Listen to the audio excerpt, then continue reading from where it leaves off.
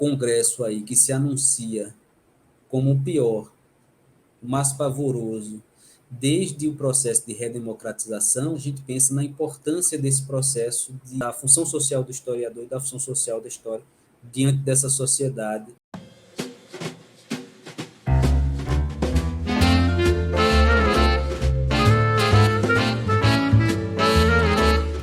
Oi, estamos começando mais um programa do projeto A História em 60 Minutos, um projeto de extensão do Departamento de História do SERES UFRN, em a parceria ou com o apoio do Programa de Pós-Graduação em História também da UFRN aqui do SERES, além do apoio institucional do GT de Teoria da AMPU Brasil e também da Sociedade Brasileira de Teoria e História da Historiografia, a SBTHH.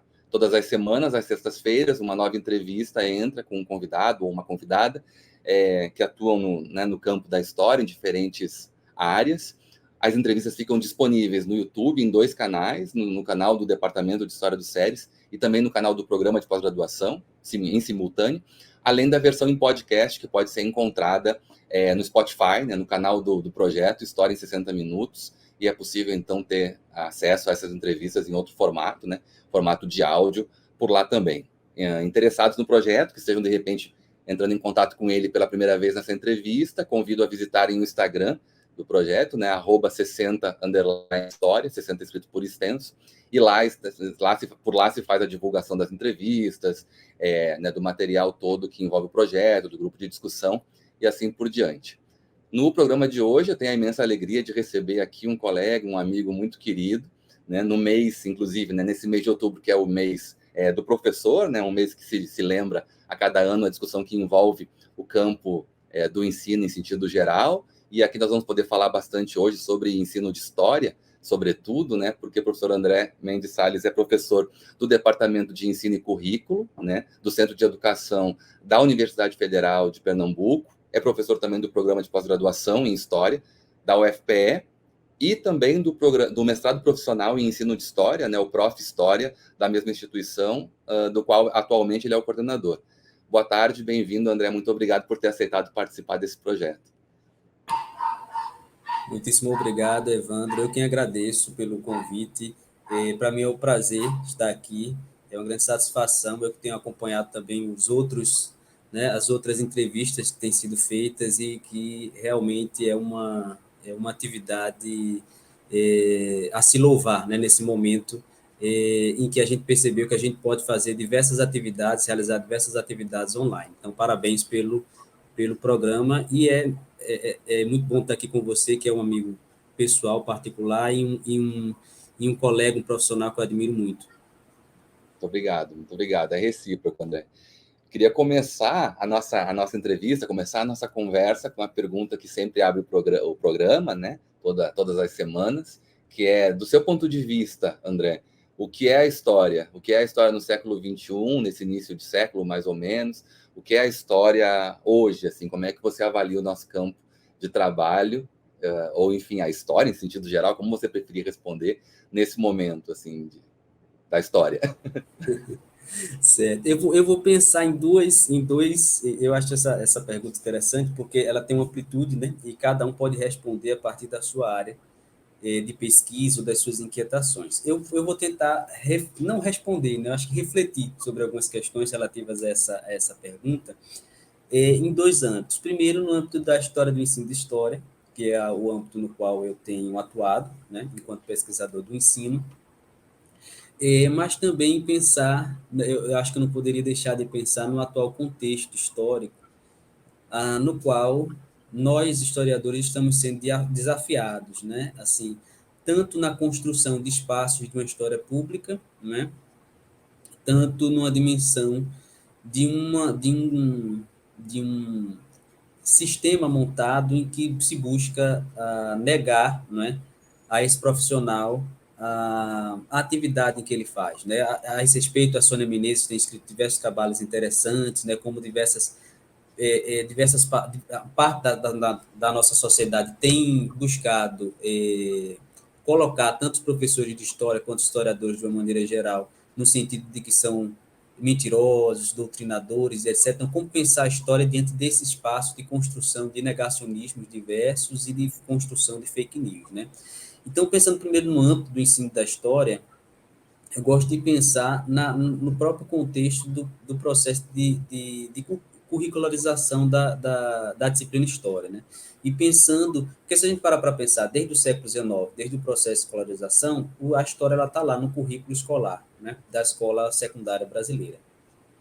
Passou-se regimes, inclusive, de autoritários e, de alguma maneira, em alguns níveis de ensino, a história sai, é substituída por outros, né? Mas em outros níveis de ensino ela permanece, né? Então, uma pergunta que a gente faz é qual a importância dessa história, né? Dessa história de uma maneira geral e dessa história ensinada, no que diz respeito a ela se manter no currículo. O que é que justificaria, em outras palavras, a manutenção dessa história escolar no currículo, né?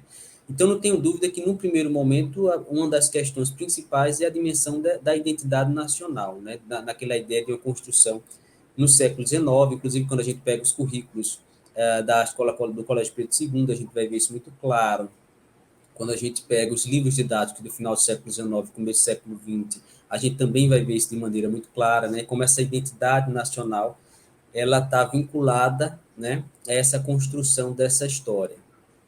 Evidentemente, depois pensando já num contexto mais atual, a gente percebe que são diversas identidades, né, que estão envolvidas nesse processo, né? Não apenas a nacional, mas as diversas identidades de gênero, sexuais, identidades étnico-raciais, né? Tanto é que nós temos aí, desde 2003, a Lei 10.639, que em 2008, né, alterada pelo 11.645 para pensar a história e cultura africana e afro-brasileira, as questões da história e cultura indígena, né? Então, pensando, lógico, muito fortemente marcada pelos movimentos sociais anteriores a ela, que já vinham pautando isso desde pelo menos a década de 70. Agora, um elemento importante a se pensar justamente em como a história é uma disciplina importante no sentido de construir essas identidades, né? Essas diversas identidades, porque essas leis, por exemplo, com as diretrizes para a educação das relações étnico-raciais de 2004, mostra que não é apenas uma questão de se trazer essas temáticas no currículo, mas como abordar, né? As formas de abordagem são muito importantes na história escolar. Então, isso mostra a importância dessa história no sentido de construir identidades outras, né? Nesses estudantes, nesses jovens, para se pensar essa história, né? E, ao mesmo tempo, a gente tem um atual governo que tem, a todo momento, né, criticado justamente essas questões, ou negado essas questões identitárias, né? A gente vê os próprios órgãos ocupados, órgãos extremamente importantes, como a FUNAI, como a Fundação Palmares, então, que eles terminam fazendo o inverso do que eles deveriam fazer na dimensão em tese, né?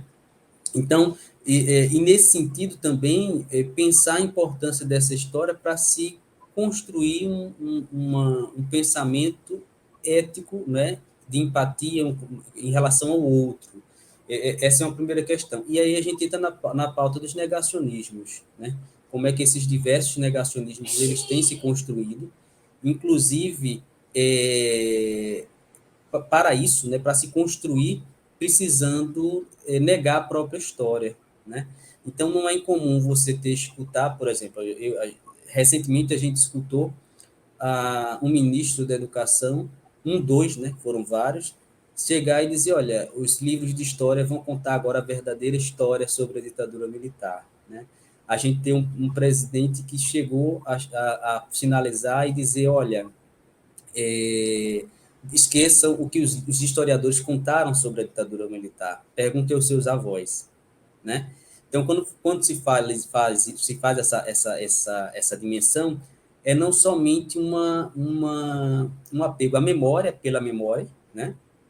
E um afastamento do próprio método histórico, da historiografia, ou seja, não importa o que a historiografia tem produzido sobre o tema, né, o que os diversos autores que já trabalharam sobre o tema com farta documentação colocaram, né? O que importa é o que os avós disseram, a memória dos avós, porque a memória liga uma dimensão de afetividade, né? Então, você esquece o método histórico e entra na dimensão da afetividade. Então, nesse sentido, eu acho que a história no século XXI ela tem uma importância fundamental, para finalizar, né, essa reflexão, fundamental para combater, né, esse pensamento reacionário, né, que é um pensamento, inclusive, que a gente entra na importância ética do trabalho do historiador e do professor de história a partir do momento que nós temos negacionismo da escravidão, negacionismo do Holocausto. Então, qual a importância da história e do professor de história em momentos chaves como esse, né? Então, a história, na minha visão, ela tem um papel fundamental nesse reforçar da construção dessas identidades e nesse combate às fake news que são veiculadas e que têm sido veiculadas há um bom tempo, mas que nesses últimos 4 anos têm sido muito intensas, né? Uhum.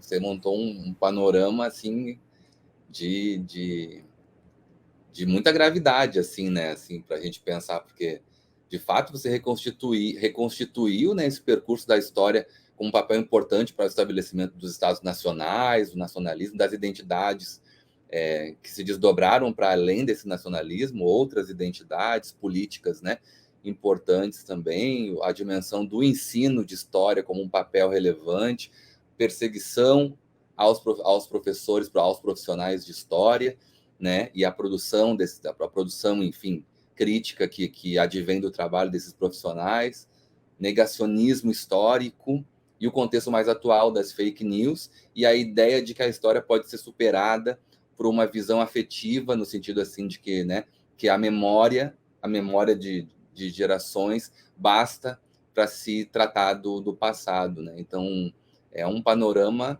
bem grave. Gostei muito da síntese que você conseguiu fazer na sua resposta, porque é isso mesmo, né? Assim, a gente sabe de todos esses percursos, os aspectos positivos e negativos, o quanto a gente avançou para melhor no processo da produção do conhecimento e também tem avançado muito na dimensão pedagógica, didático-pedagógica, né, do papel da história político, educacional, bom, tem muita coisa para a gente pensar a partir do que você sintetizou, né? Mas aproveitando, inclusive, né, esse panorama que você enfatizou muito essa dimensão de se pensar assim, olha, se deixa de lado o trabalho do historiador, a dimensão metodológica de como o passado é trabalhado por um profissional de história na pesquisa e no ensino, né? Como é que isso se estabeleceu, o que estrutura isso, né? Então eu gostaria de colocar uma segunda pergunta, André, que vai um pouco nessa direção também. A história está na cultura, está circulando, tanto que as manipulações dela, como você apontou aí, sobretudo nos últimos anos, né, manipulação do que de fato é a história, do que é a crítica histórica.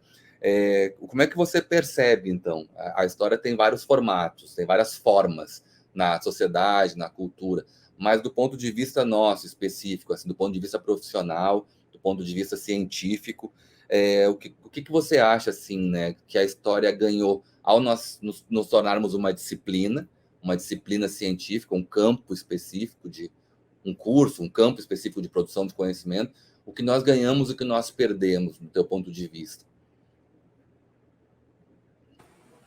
Certo. Eu vou retomar um pouco do raciocínio anterior e eu vou tentar, não é, também trazer alguns elementos, não necessariamente responder, mas trazer alguns elementos para essa segunda questão, né? Primeiro, eu penso que a história, como diz um autor conhecido nosso, um colega nosso, que é o Fernando Seffner, ele diz, olha, a história, ela está lá, e o próprio Durval também já trabalhou em alguns textos essa questão de sinalizar que a história, ela, no século XXI, ela está vinculada a uma dimensão dos direitos humanos, né? Então, a história, de alguma maneira, ela prepara o estudante para o espaço público, para o debate, né? Para a democracia. Então, a história também ela é importante nesse sentido, né? De preparar esse estudante para um espaço público, para a democracia. Justamente o que a gente está vendo o contrário, né? Quando a gente vê as imagens de ontem e as imagens que tem, né, a corrido de ataques, né, de pessoas de uma extrema-direita no Brasil que se avolumam a cada dia, justamente o rompimento desse espaço público, o rompimento desse espaço democrático, o rompimento dessa reflexão, o rompimento de entender que o outro ele pode pensar diferente. Né? Então, quer dizer, não é nem que você discorde do outro, você nem escutou o outro. Né? Então, a história ela tem importância nessa construção desse espaço. Né? Então, essa dimensão da disciplina, da história, eu acho ela... Então, e aí eu vou pensar também na história do ensino de história no Brasil, porque a gente pode pensar em diversas questões. Eu gosto de pensar como um curriculista britânico, Ivor Goodson, ele sinaliza para nós, né, quando ele vai estudar a história das disciplinas escolares, a história do currículo, e ele pensa como em cada contexto social e cada sociedade ela vai construir essas formas de disciplinarização de forma diferente. A gente pode pensar isso tanto em termos da disciplinarização na escola, quanto em formação da história em nível superior. E se a gente olha para o histórico brasileiro, nós temos a história no currículo escolar desde o século XIX, mas nós vamos ter a primeira formação do historiador na década de 30, quase 100 anos depois, né, na década de 30 e 40 do século XX. Né? Mas aí a gente tem um instituto importante que serviria nesse sentido, o Instituto Histórico e Geográfico, o HGB, para tentar, de alguma maneira, legitimar esse conhecimento histórico, inclusive um conhecimento histórico que passava a legitimar o próprio conhecimento escolar da história. Né? E quando a gente vai ver em outros países, nós até percebemos congêneres de institutos históricos e tal, e como a construção de cada... É interessante pensar isso historicamente, pensar isso em termos de localização, né? Porque eu também, como pesquisador do Paraguai, em alguma medida da história do Paraguai, da historiografia paraguaia, sobretudo porque dialogo também com a Guerra do Paraguai, eu percebo que tem um instituto muito parecido lá, que é o Instituto Paraguaio da História, né? E aí, o Instituto Paraguaio da História, ele se constrói enquanto instituto que ele dá legitimidade à história junto com o ambiente acadêmico, porque no Brasil, na década de 70, sobretudo com a construção das pós-graduações, a história, ou seja, a instância talvez máxima de legitimidade desse conhecimento histórico passa a ser os programas de pós-graduações, né? Pesquisas de mestrado, doutorado, etc. E os institutos no Brasil ele perde um pouco desse espaço. Começa a recuperar um pouco recentemente, com a partir do momento que você tem diversos historiadores que estão na universidade, estão nos institutos, e você tem esse diálogo para além das efemérides e etc. E, né, você tem uma dimensão importante nesse sentido. Mas no Paraguai, por exemplo, você tem uma construção de instituto histórico que ele nunca perdeu esse espaço de importância nessa legitimação desse conhecimento histórico, né? Então, é interessante a gente perceber como cada país ele vai construindo esses espaços, né, de disciplinarizar esses conhecimentos e da própria dimensão de como cada período ele vai formando, né, ou ele vai pensando as importâncias do que precisa para se formar esse profissional que vai atuar, né? Aí tem uma tese interessantíssima da nossa colega Ariana, né?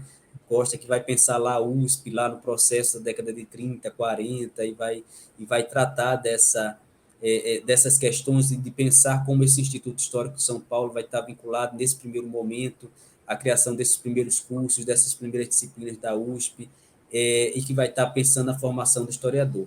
Mas o que a gente pensa é uma função social, porque, no fundo, a gente pensa em cada época, olha, mas o que é que um historiador precisa, ou o que é que um professor de história precisa para ele atuar, né? Então, a forma como eu me formei e a forma como você se formou há algum tempo atrás não é a mesma como que nós temos encaminhado a formação de nossos estudantes em termos de currículo, por exemplo. Na época que eu me formei, nós tínhamos prática, pelo menos era prática 1, prática 2, era o formato 3+1, né? Você passava 3 anos vendo a história, 1 ano da educação, então era 2 práticas de ensino. Hoje nós temos, ao invés de 2 disciplinas de prática, nós temos os estágios supervisionados, cada um geralmente com 100 horas, totalizando aí 400 horas, diversas outras disciplinas, como História da África, por exemplo, em alguns departamentos de História Indígena passam a ser obrigatórias, né? sobretudo por uma demanda de uma lei que muda o currículo da educação básica, mas obriga a mudança no currículo do ensino superior.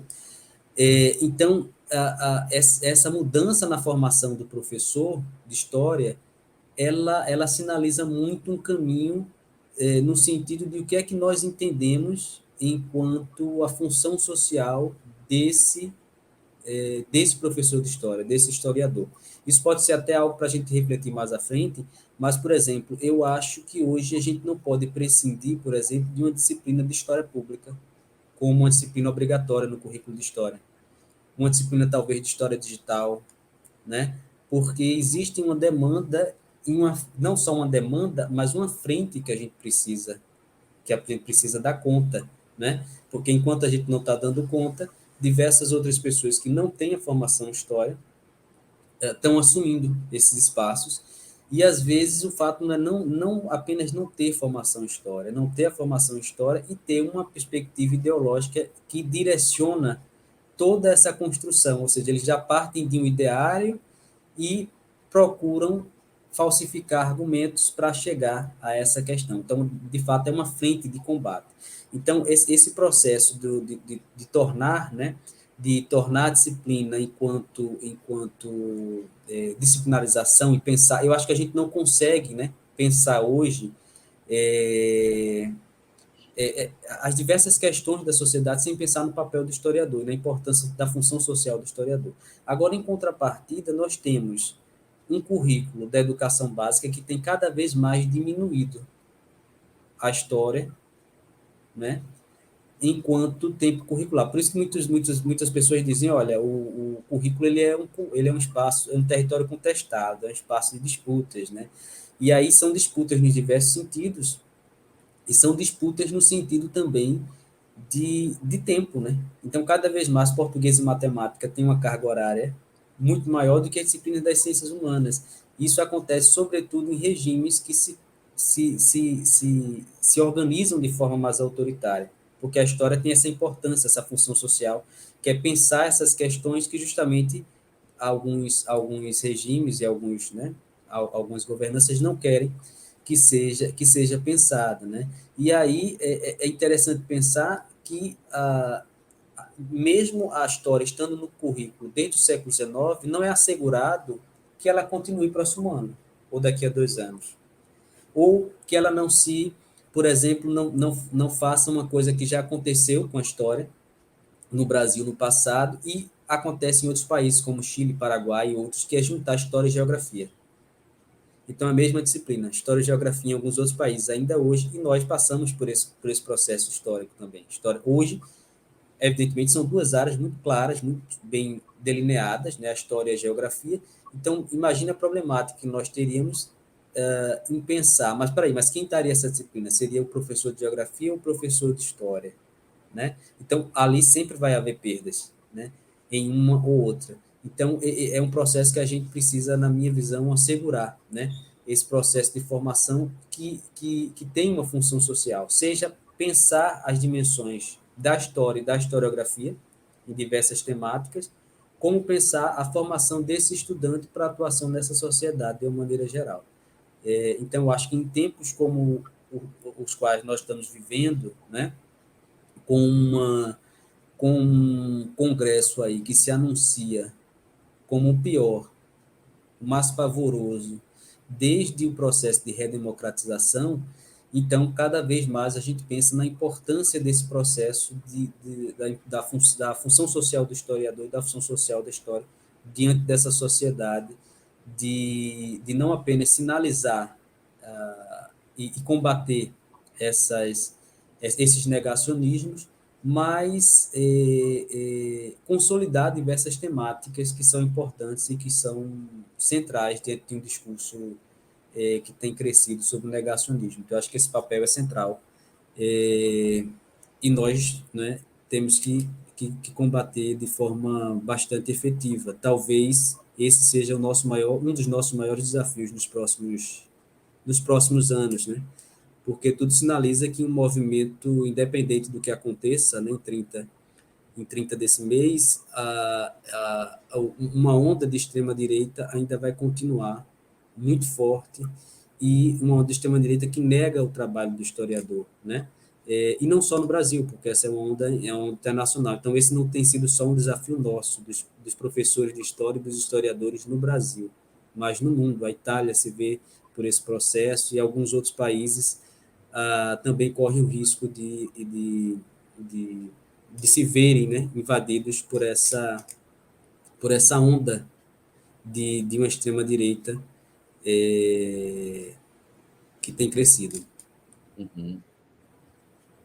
Eu tinha remetido no início, né, ao fato de que estamos no mês de outubro, mês do professor. Nas respostas agora, né, André, você remeteu algumas datas, também quero frisar que nós estamos gravando essa entrevista no dia 13 de outubro, né, as remissões ao dia de ontem, aos acontecimentos da data de ontem e ao contexto político, que é importante, é inevitável que a gente trate também dessas questões, né, que esse projeto tenta trazer, levando em consideração o momento político que nós estamos vivendo no país. E eu acho muito importante o que você pontuou também. Queria, antes de passar para a próxima pergunta, reforçar, né, a importância da disciplina, da preservação das disciplinas, né, sobre o papel que cada disciplina, geografia, história e tantas outras, exercem na formação do cidadão, longe de uma visão de ensino assim tecnocrata, técnica, no mau sentido do técnico, assim, que tenta colocar aquelas, né, assim, conhecimentos básicos de matemática e língua portuguesa como suficientes para formar qualquer profissional e um cidadão, né, assim, em sentido mais integral. Acho muito importante a defesa da disciplina, é importante, né? E o que você falou também sobre a importância de se incluir os debates da história pública, que situam a disciplina num contexto mais amplo, né, da história digital, por conta das mudanças tecnológicas e das consequências que nós estamos vendo das manipulações, né, da informação nesse campo, no mundo digital, né? Então, é uma batalha em várias frentes, né? Pela sua resposta, eu deduzo assim que é uma batalha para a gente se preocupar nas várias frentes, conforme elas se mostram na realidade, né? Mas aproveitando, André, também, inclusive, o fato de que você é um pesquisador, né, do ensino de história, sua tese sobre que envolveu um estudo comparativo, né, entre os manuais, livros de história, né, livros didáticos de história brasileiros e paraguaios, assim, levando em consideração também a sua experiência nesse percurso. A próxima pergunta, eu fico muito curioso para te ouvir, porque vai justamente nesse sentido, né, quando vem colegas da área de ensino de história, assim, que tem pesquisa já aprofundada sobre o assunto, fico curioso para ouvir nesse sentido, gostaria de te ouvir. Você já até, de certa forma, já situou, já respondeu, eu acho, de uma certa forma, mas queria te ouvir um pouquinho mais sobre a importância do ensino de história hoje, né? E sobre os currículos, né? Sobre os currículos que formam profissionais de história. Como é que você avalia, talvez até as relações desse campo da didática, ou melhor, do ensino de história com a história estrito senso, vamos colocar assim, essa dimensão do ensino que nasce, na verdade, como importância ao lado, né? A importância da história no século XIX, quando ela se estabelece, ela imediatamente se dá pela dimensão didático-pedagógica que esse conhecimento tem, né? Como você disse, assim, tanto de formar cidadãos, né? Quanto de fato, atravessar a experiência política, né? Assim, em vários sentidos. Então, é importante a gente lembrar sempre disso. A história se torna importante porque justamente pelo potencial didático que ela tem, né, desde o século XIX. Né? Se funda o IHGB, o Instituto Histórico, que você também mencionou, mas se funda o Colégio Pedro II, se fosse, né, outras instituições também se fundam, e todas ligadas à dimensão de uma espécie de didática do Estado Nacional, em última instância, mas é uma dimensão didática. Museu Histórico, Museu de Belas Artes, enfim. Tem várias manifestações que dialogam com a história, mas todas com um princípio didático de ensinar sobre a história do país, e isso aqui no Brasil e em outras partes do mundo também, né? Então, eu queria te ouvir um pouquinho sobre isso, sobre a importância do ensino de história e sobre o que a sua opinião, do seu ponto de vista, sobre os currículos, o que sobra, o que falta, se está bom, o que pode melhorar. Excelente, excelente questão, Evandro. Eu vou começar aqui pensando, então, pela formação, como você faz, né, nesse segundo movimento, né, de questionamento da formação do professor de história, da formação do historiador, né, ou seja, desse currículo de formação. Então, eu já cheguei a dizer em alguns outros momentos, em algumas outras falas minhas, de que o curso de História ele deve ser entrecortado pelo ensino de História, né? O curso, sobretudo o curso que eu falo da licenciatura, né? Até porque é o principal demanda, né? É a formação do professor de História, né? Em que no Brasil, infelizmente, essa demanda em relação ao bacharelado é muito, muito menor, né? Em relação à licenciatura. Mas em relação à formação do curso da licenciatura, eu acho que um elemento central é pensar o ensino de história nele como um todo. Porque o que é que acontecia no período da nossa formação, por exemplo? Era o formato 3+1, que eu já havia falado, em que você aprendia 3 anos, né, das disciplinas duras, né, da história, da teoria, da disciplina de história antiga, medieval, moderna, contemporânea, Brasil, América e tal, e depois, no último ano, pagava os estágios, não era estágio, era prática de ensino de história, prática de ensino de história 1, 2, e a didática, que achava que a didática iria salvar, né? Assim, a didática quanto salvador, ou seja, você aprende lá as disciplinas e a didática você aprende, aquela ideia da didática ainda da década de 70, você aprende como passar e etc. Você tem tinha essa dimensão ainda nos anos 2000, né? Muito forte, na formação do curso professor. Então, depois, evidentemente, aumenta-se o número de estágios e o número das disciplinas de metodologia de ensino, né? Nos cursos de graduação em História, de licenciatura, mas ainda existe uma mentalidade em diversos colegas que atuam nos departamentos de História de uma maneira geral, e aí segue uma crítica mesmo a nossa atuação de uma maneira geral enquanto formadores de professores de História, é de pensar sua disciplina isolada, a história antiga isolada, a história medieval isolada, a história. Mas existe certos currículos, por exemplo, que trazem algumas vantagens. Um desses currículos, por exemplo, que eu sei que é o da UFRN de Caicó, que traz, porque até pouco tempo eu participava junto com você né, do departamento, então eu sei que cada disciplina tem uma carga horária específica para pensar o ensino, ou seja, não é só a história antiga, mas é uma carga horária dessa disciplina da história antiga para pensar o ensino de história antiga, uma carga horária de história medieval para pensar o ensino de história medieval, e assim vai, moderna, contemporânea e tal. O que faz com que todos os professores do departamento de história estejam empenhados, ou deveriam estar, né, empenhados em pensar as suas disciplinas em conjunto com o ensino de história, né?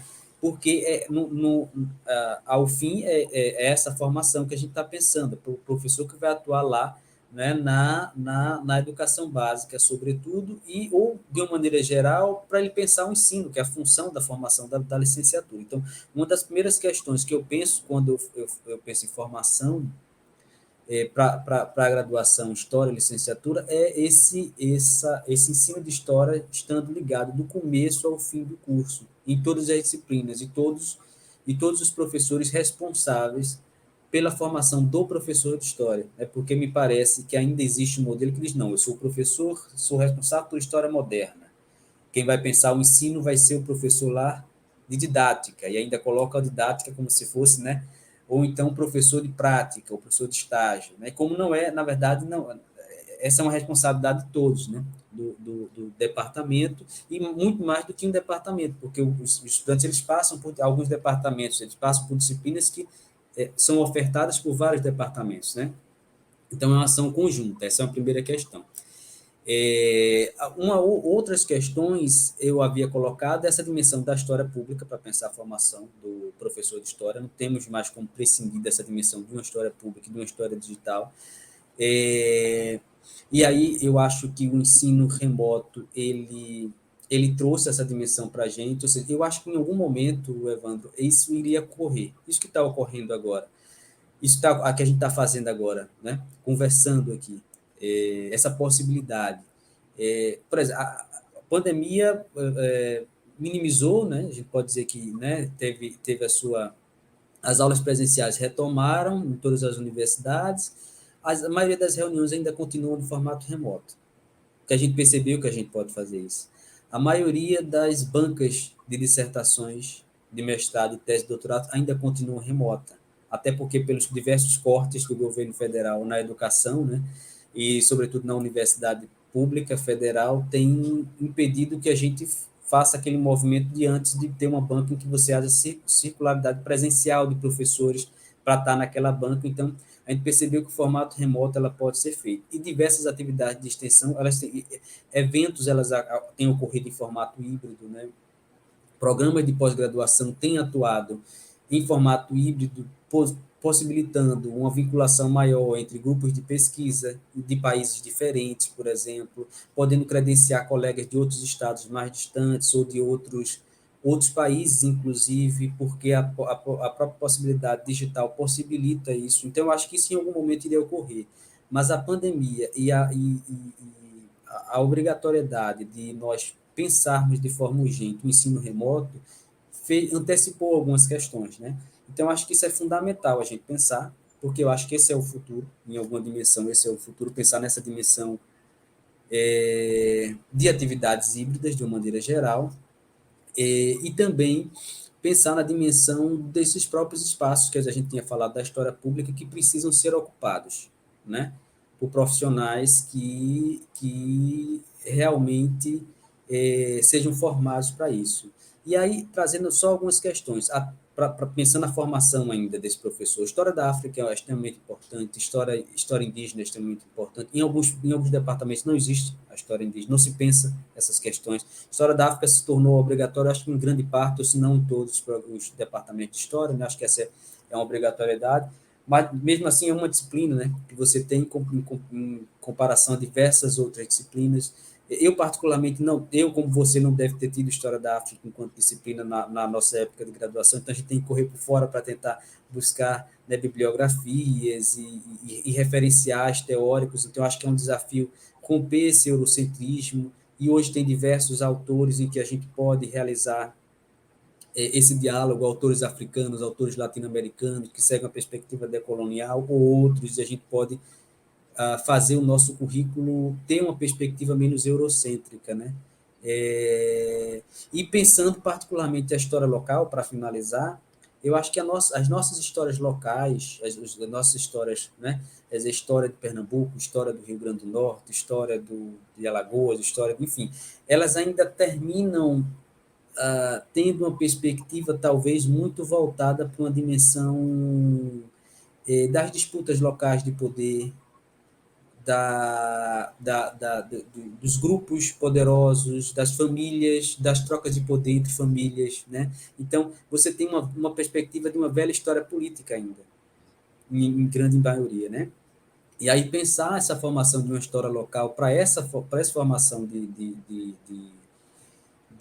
estudantes, de professores de história, de uma nova perspectiva de uma história local, né? Perceber as questões mais micros, as associações, os movimentos do campo. Então, o que envolve essa história local para além de uma história política, para além daquela velha história política. Eu acho que é um desafio, né? É um desafio que são várias frentes para a gente pensar essa formação desse professor de história portanto, reforçar essa importância que você falava no começo da história, né? Dessa importância social do historiador que vai atuar frente a essa sociedade que traz diversos desafios. Então, o digital é um deles, né?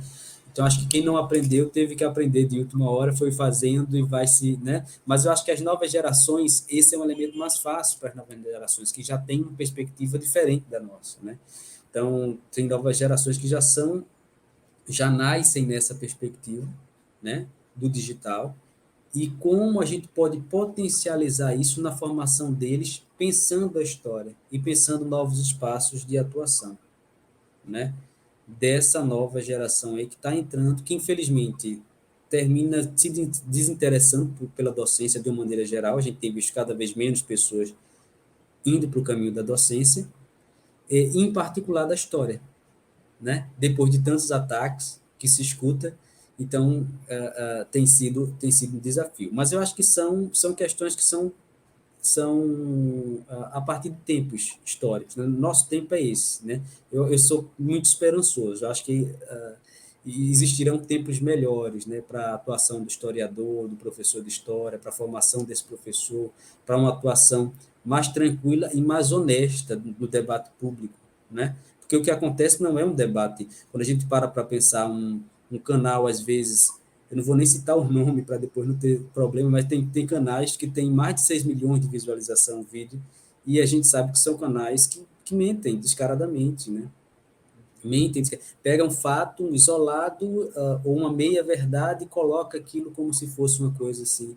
Então, uma volta de um debate honesto, né, dessa dimensão pública, né?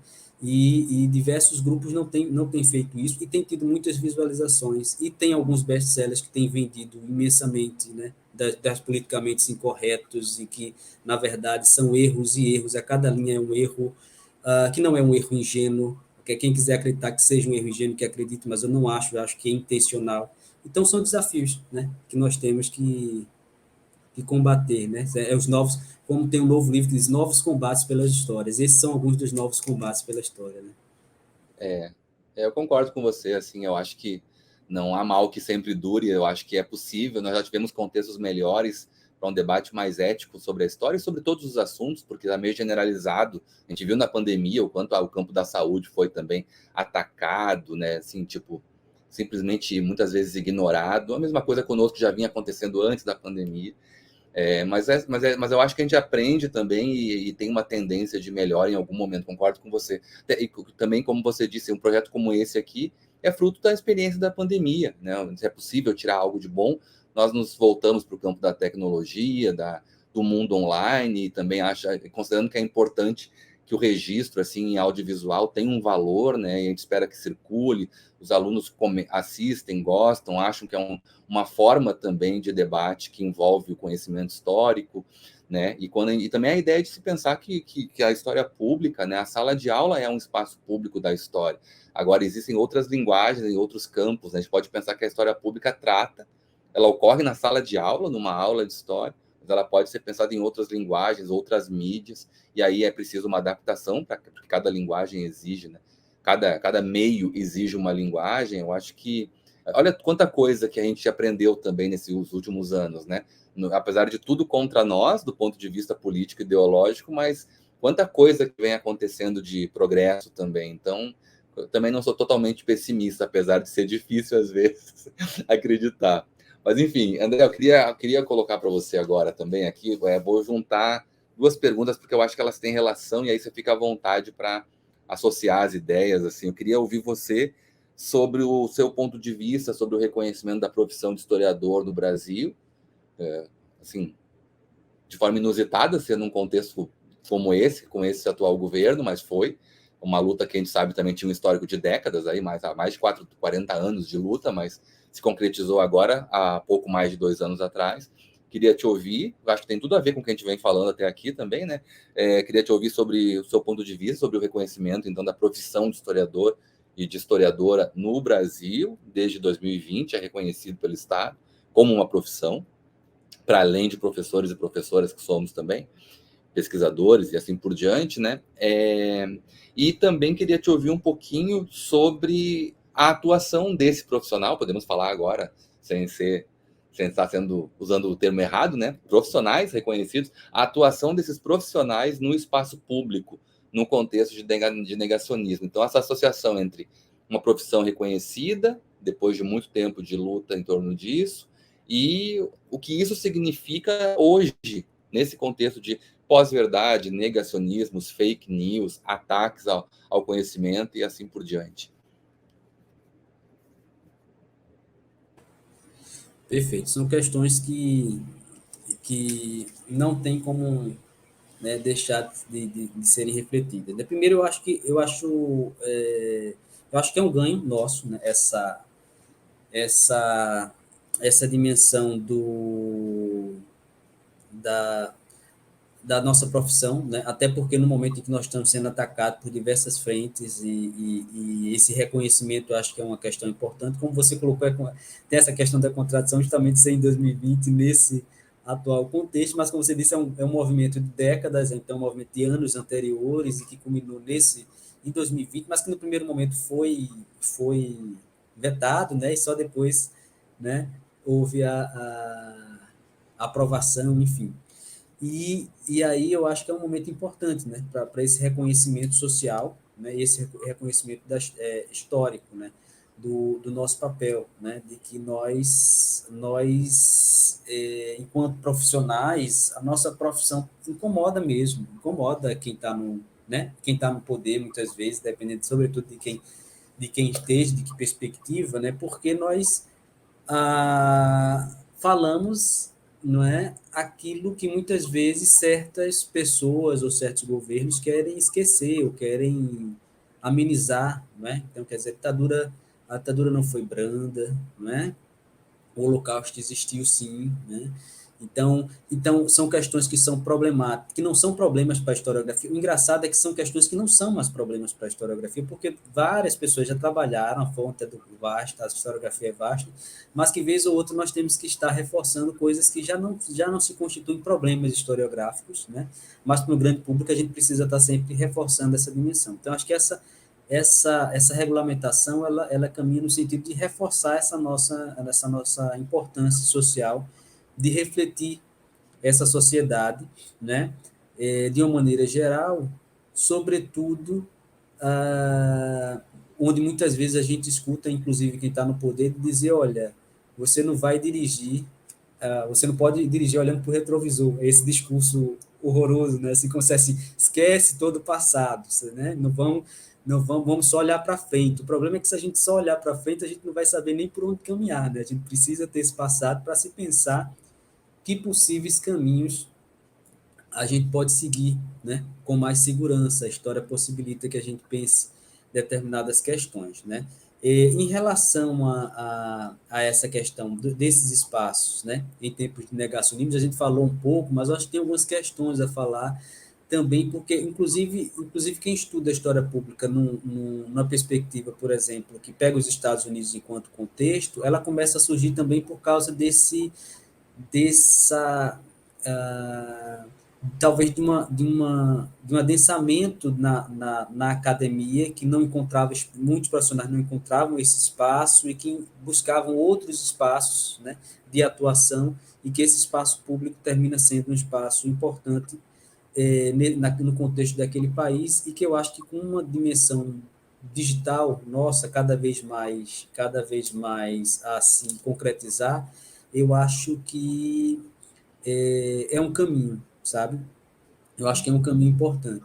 Até porque a gente precisa, né, construir espaços de diálogo, né, com a sociedade, e essa legitimação, essa regulamentação possibilita isso. E eu fico pensando muitas vezes pensar a nossa cultura, porque às vezes, só um exemplo, quando a gente vai transformar a nossa tese em livro, ou dissertações em livros no Brasil, a gente tem uma tradição quase de pegar tal qual e transformar, né, com o público. Então, termina ficando mesmo público acadêmico quem lê aquilo, né? E alguns outros países, a exemplo dos Estados Unidos, o Robert Darnton fala isso com muita propriedade, né, no contexto norte-americano, que existe uma tendência, às vezes ele demora até 2 anos ou mais para construir uma tese que já está pronta em livro, um livro para o grande público. Ou seja, mostrando a diferença da tese, da dissertação, que está dentro do âmbito acadêmico e do trabalho que você vai transformar para uma leitura de um grande público, né? Ou seja, para que não só o profissional da história lê aquilo. E às vezes não é nem só o profissional da história, porque nós também terminamos escrevendo para pequenos nichos, né? Então, quer dizer, pesquisador do ensino de história termina só lendo o ensino, pesquisador de história medieval termina só lendo, em sua grande maioria, a história medieval, né? Às vezes a gente não lê os trabalhos, inclusive, do colega que está na sala ao lado do departamento, a gente não conhece o que ele produz e está ao lado, ou até divide a sala com ele há 30 anos, 20 anos, 15 anos e não lê o que o próprio colega produziu. Então, acho que é um problema também para a gente pensar, ou repensar enquanto atuação, e pensar nesse diálogo com o público, tanto no que diz respeito aos nossos escritos, ou seja, a gente tem que escrever cada vez mais para um grande público, evidentemente, a gente tem que encontrar espaços editoriais cada vez, né, ficam complicados, mas também a possibilidade de e-book é uma possibilidade de circulação maior, mais democrática, então você tem também essa dimensão, mas uma linguagem que atrai esse grande público, tanto no que diz respeito à escrita, então a gente tem que ter essa versatilidade, escrever tanto para os ambientes acadêmicos mais densamente, enquanto uma coisa não anula a outra, como escrever para um grande público, que a gente vai saber que aquelas questões, né, aquelas minúcias, ou aquelas citações, ou aquele adensamento teórico de tal maneira não vai atrair, né, esse leitor. Então, a gente tem que disputar com esse pessoal, coloca um título, por exemplo, como uma rainha louca, um príncipe, não sei o quê. Então, ele vai colocando o curioso na história, né, o cotidiano, mas o cotidiano mais jocoso, alguma coisa assim, que a gente sabe que vai interessar um grande público. E a gente pode também partir disso, mas não se limitar a isso, né? Para justamente, porque existe um movimento de, não, mas isso aí não é história, isso aí eu não trato, né? E aí a gente perde um grande público. Eu acho que a gente pode aproveitar essa dimensão e adensar essa discussão um pouco mais, e não ficar só naquela superfície, como muitas vezes muito best-sellers se constituem, né? Então, esse é o nosso desafio. E construir cada vez mais espaços no que diz respeito à questão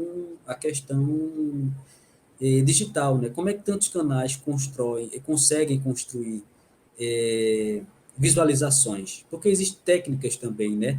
De como se fala, iluminação, né? Então, existem algumas dissertações que já estão se debruçando sobre alguns ícones importantes dessa história pública, como, por exemplo, a Débora Ladim, que eu nunca tinha ouvido falar não sei se você ouviu falar, até que tem canal no YouTube, que eu só vim saber alguns anos atrás, quando eu participei de uma dissertação que trabalhava sobre ela e pegando tanto o que ela trazia enquanto história, elementos da história, e ela começou com, acho que 16, 15, 16 anos, porque ela ensinava bem o pessoal de história, os colegas, então ela resolveu montar um vídeo e começou muita visualização, sendo que depois ela se forma em História pela Federal de Minas Gerais, e depois começa a haver uma modificação dos vídeos, né, dela, mas tem toda uma dinâmica atrás, né, como você atrai uma leitura jovem, né, uma imagem de um super-herói atrás. Então, você tem todo um esquema, né, que a gente não pensa muito em história pública, de iluminação, de fala, e são coisas que a gente precisa pensar, né? Eu acho também na dimensão técnica dessa questão digital, né? Evidentemente que isso vai ser muito mais fácil para as novas gerações do que para nós, né? Das novas gerações que já nascem tendo diálogo marcado pelo WhatsApp, né? Pelas redes sociais, né? Então, mas eu acho que nós, enquanto formadores de professores de história, precisamos também estar atentos a esses movimentos e a refletir sobre esses movimentos, tanto no que diz respeito ao conteúdo de uma maneira geral, mas as técnicas de como a gente pode pensar engajamentos maiores e de como nossos vídeos podem atingir espaços mais amplos para além daqueles que nós já temos, né, que são os nossos colegas historiadores e professores de história, ou estudantes de história, né? Então, que estratégias, que técnicas? Então, eu acho que é algo a se pensar. Uhum. Eu gosto muito dessa ideia que você trouxe também. Eu tenho pensado muito sobre isso também, assim, pessoalmente, assim, inclusive por conta desse projeto.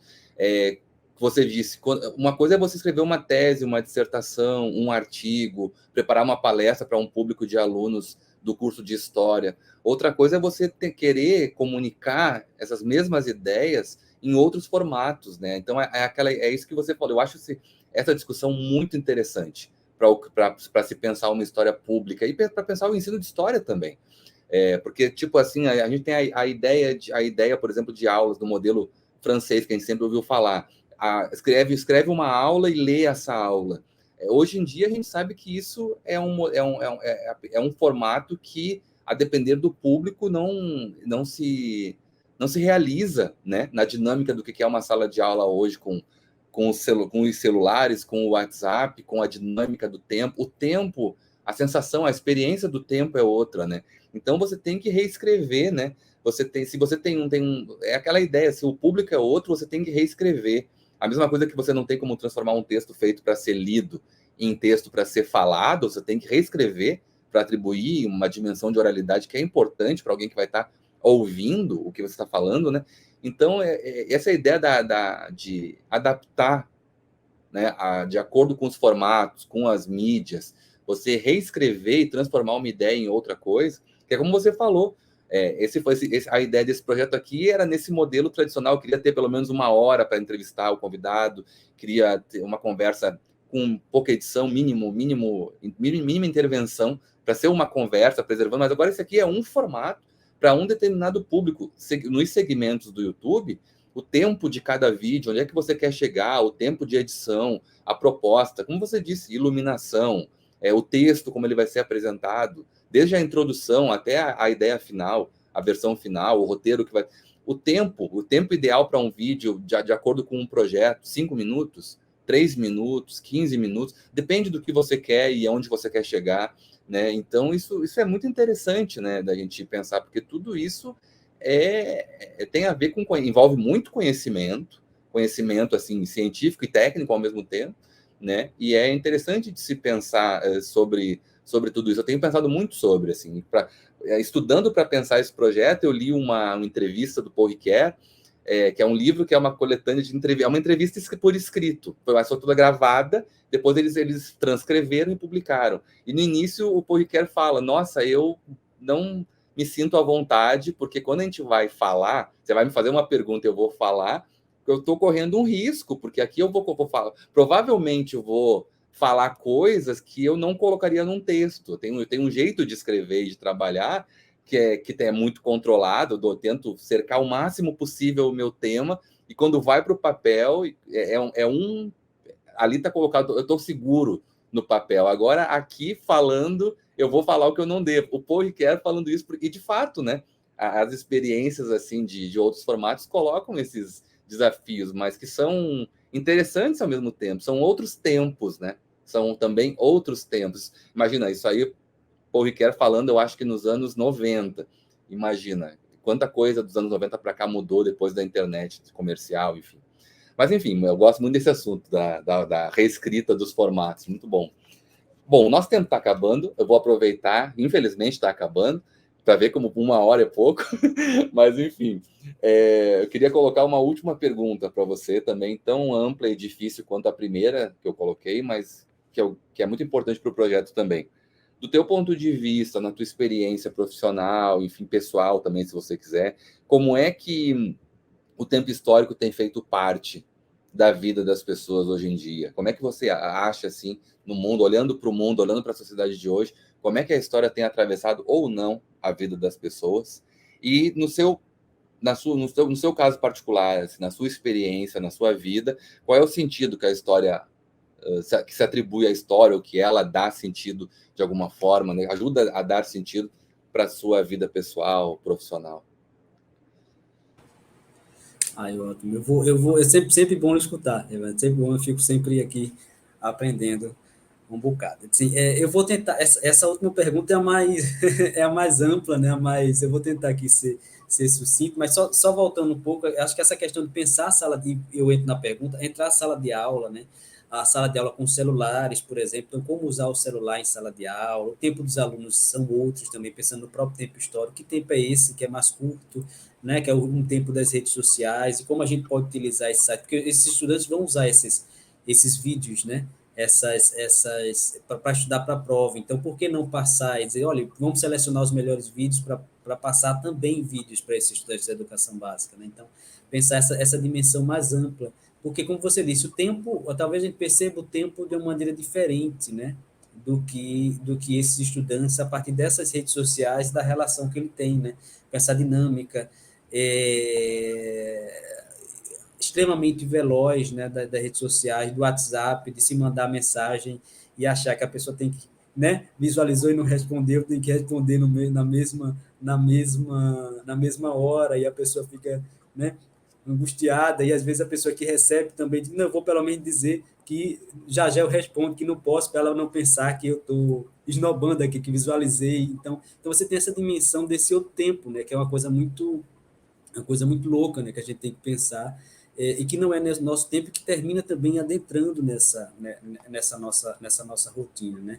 E aí o tempo, a perspectiva dessa história, né, como é que ela faz sentido para a vida, eu acho que para nós historiadores ela faz Tem um texto do Durval que eu lembrei agora, que ele fala assim, se eu não, a história de alguma maneira me faz bem, alguma coisa nesse sentido, ou seja, a história pode não ter importância para muita gente, mas para mim é o que movimenta meu fazer, né? Então, quer dizer, eu faço aquilo não apenas como uma responsabilidade de própria profissão, mas um prazer que a gente sente, né? Você sabe bem como historiador do que eu estou falando, né, de como a gente sente bem ao pegar uma fonte, ao descobrir alguma coisa na fonte, porque a pesquisa é isso, a pesquisa ela é aprendizagem, ela é aquela aprendizagem naquele momento que traz alguma coisa nova e que não está nada definido e que você diz, você olha e diz, nossa, que coisa interessante. E aí isso vai movimentando você, a nova perspectiva sobre um tempo passado e etc. E é o que, de uma maneira geral, nos direciona, né, para as nossas ações, tanto profissionais como ações que envolvem as nossas escolhas políticas, ideológicas e etc., de olhar um certo tempo e dizer, esse tempo está meio estranho, né? Está parecendo um pouco com a década de 30, né? Na Europa, então está uma coisa meio estranha aí. Então, acho que isso movimenta também as nossas escolhas políticas, os nossos as nossas perspectivas de vida e nos orienta. Eu acho que sem a história a gente não consegue, seja historiador, seja professor, aquele que trabalha com a história ou não, sem a história a gente não consegue um sentido para dar algum direcionamento à nossa vida, né, de uma maneira mais coerente, de uma maneira mais ética, política, ética e etc. Então, acho que é isso. Né? A pergunta é ampla, mas eu penso mais ou menos por essa perspectiva. Muito bom, André. Muito bom mesmo. Que bom. Também digo mesmo, é muito bom te ouvir. Que bom ter a oportunidade de ter esse momento aqui nesse projeto para a gente conversar na correria que é a nossa vida. Nem sempre a gente tem, né, esse privilégio de se encontrar. Que é, como você mencionou também em algum momento na sua resposta, né? Você trabalhou conosco aqui no Departamento de História, né? Durante um tempo. Foi um prazer, uma honra para mim poder dizer que fui seu colega de departamento por um tempo. Fico feliz também agora de ver você aí na UFPE, né, desenvolvendo seu trabalho. Muito bem, como sempre. Foi muito bom o tempo que tivemos aqui. Seguimos juntos aí no percurso, né? E quero dizer que foi uma alegria. Foi muito bom ter essa entrevista aqui e poder contar com a sua presença nesse projeto aqui também, nesse 2022 tão tenso, tão difícil, mas que é por causa disso mesmo que a gente tem que estar junto e sempre com esse pensamento crítico que você trouxe aqui hoje. Muito obrigado pela entrevista. Meu amigo, eu quem agradeço, acho que é um momento importante, um momento significativo, desses espaços de construções, sobretudo nesse momento, como você falou. Então, agradeço o convite, espero que os ouvintes aí, quando forem escutar e ver os vídeos, enfim, que traga alguma mensagem aí importante no que diz respeito a pensar a história e o ensino. Muito obrigado. Certo. Muito obrigado também. Bom, então eu reforço, né? Agradeço quem assistiu, quem ainda vai assistir, porque os vídeos e os podcasts ficam disponíveis, né, nos nossos canais. E convido para continuarem acompanhando o projeto, quem ainda não viu as entrevistas anteriores, que assistam e também estejam com a gente nas próximas semanas, nas que virão. Tá bom? Muito obrigado, boa tarde para todo mundo e até a próxima. Tchau, tchau.